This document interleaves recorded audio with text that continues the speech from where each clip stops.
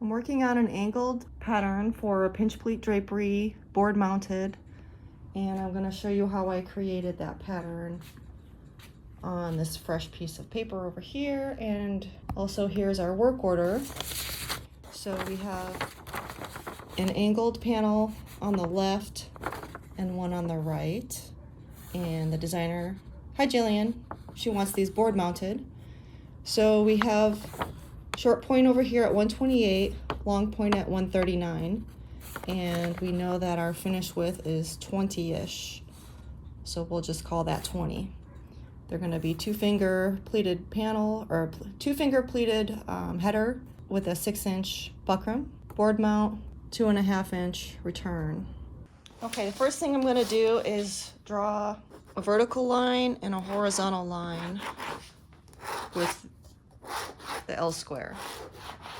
I just want this line to go a little bit longer.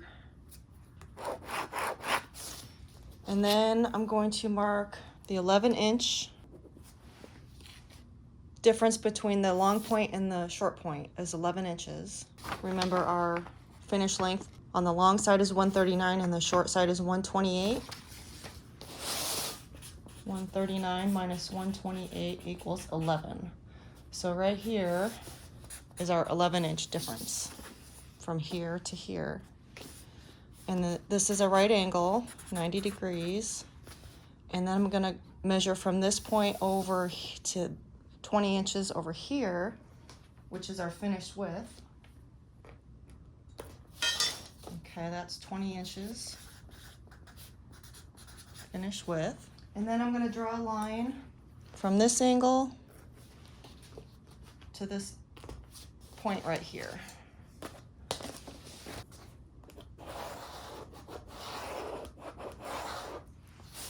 From this point to this point is going to be our board where we're going to mount the panel.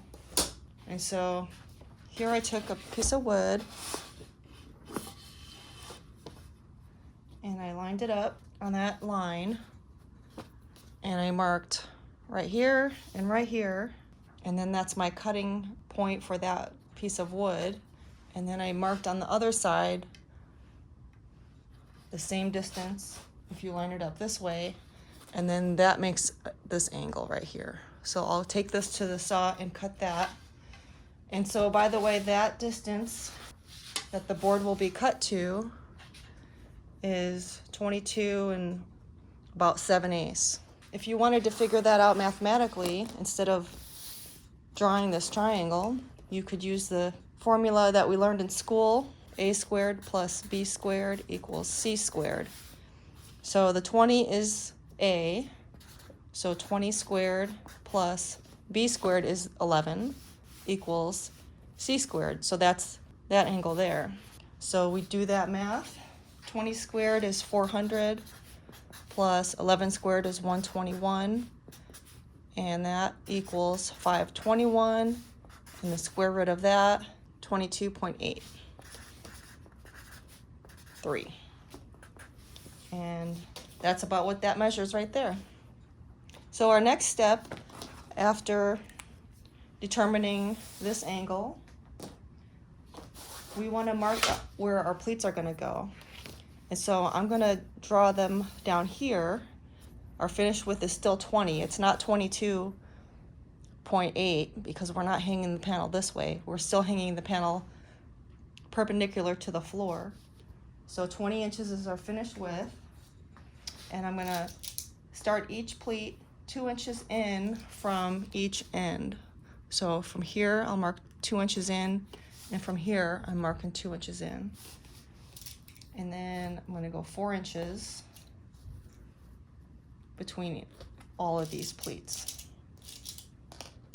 We're going to have 5 pleats total, and our spacing is 4. So 4, 4, 4, 4, 2 inches here and 2 inches here.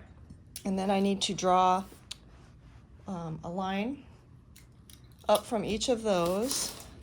So I'm going to mark the same numbers, 2. Or I could have just used my square, which would give me a more accurate line. I'm going to check each one.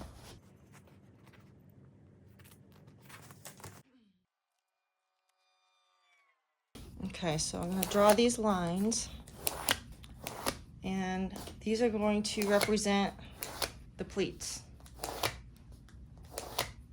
The spaces between the pins are the spaces, and the lines are the pleats. So we're going to cut this pattern into 1, 2, 3, 4, 5, 6 sections, and I'm going to number them 1, 2, 3, 4, 5, 6, and then I'm going to insert a pleat at each pleat mark, and that will widen this pattern to fit our fabric, which is 1 width of fabric.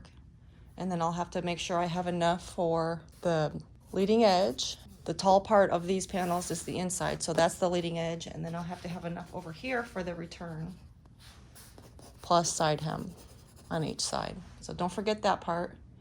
And next step is we'll cut this out.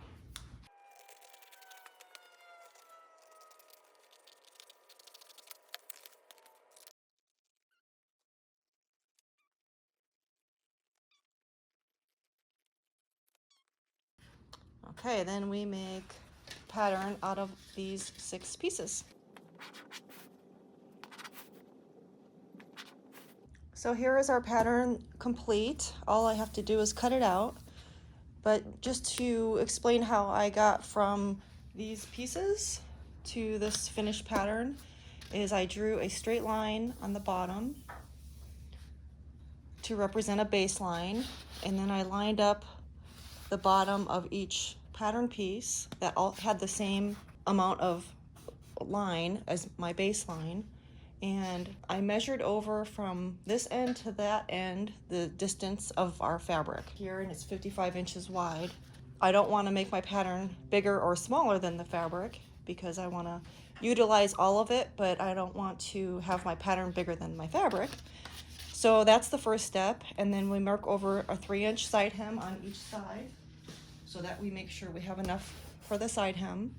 And then we know that our leading edge is going to be 2.5, so we mark over 2.5 inches for our leading edge. And same thing on the return side. After the side hem, after the 3-inch side hem over there, we mark a 2.5-inch return, just like this leading edge here. And then we can place this space and this little space on the other end. And we're going to line up that line on the bottom with the baseline. So line up this line with this line.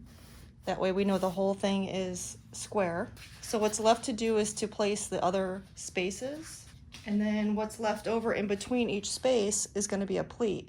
So if we measure the distance from, we can do this anywhere, but basically if you want to start from the inside of this first space, because we already have that math figured out, you put a pin right there, and then the same spot on the other side is inside that first pleat, inside the first space, right, rather, over here.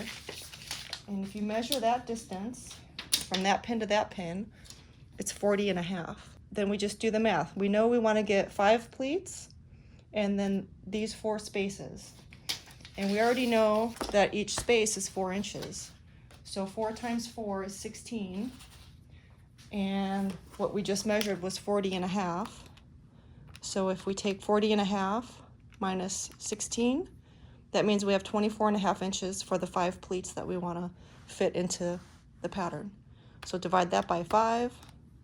That means each pleat can be 4.9 or 4 7/8. So then we just mark off on the pattern on that baseline 4 7/8, and then that's where the next space goes, and then 4 7/8 again. That's where that space goes, and you're lining up the lines on the bottom.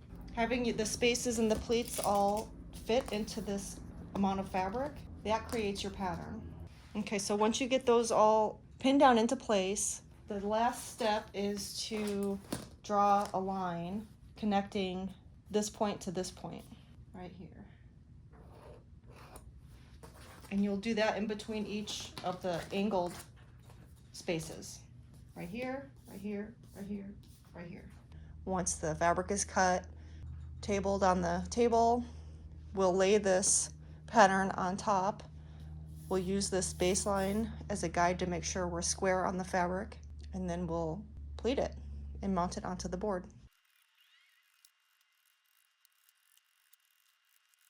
And there's our pattern. If we use this pattern face up, this would be our left panel. And if we turn it over, it will work as the opposite. This will be the right panel, because we want the leading edge taller than the return edge. I have this 1/width panel pinned to the table at the finished length 139. The lining is pinned into place. The side hems are pinned into place. Double 1.5 inch side hems on both sides. So now I'm ready to cut out the top with my pattern that will get the pleats and spaces marked so that it will mount on the angled mounting board. I'm gonna go ahead and cut along this line right here, and then I can turn that top edge and prepare it before I do the blind hemming. Then I can just take it right to the machine and pleat it.